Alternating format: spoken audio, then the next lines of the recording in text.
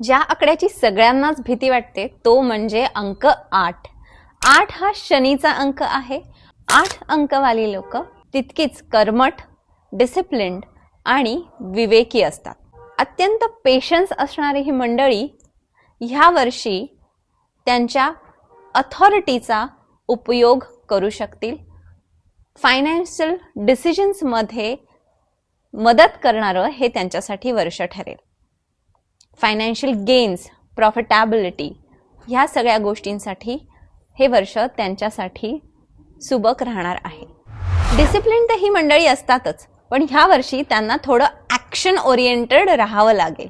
1 हा आकडा ॲक्शन ओरिएंटेशनचा आहे, पण 8 हा आकडा विचारांचा आहे. त्यामुळे दोन्हीमध्ये एक सामंजस्य साधून त्यांना थोडंसं ॲक्शन ओरिएंटेड असे डिसिजन्स घ्यावे लागतील. 8 या अंकासाठी हे वर्ष थोडं पेशन्स वाढवणारं आहे. त्यांना याचा फायदाही होणार आहे आणि त्यांच्यामध्ये थोडं स्पिरिच्युअलिटीकडे नेणारं हे वर्ष आहे.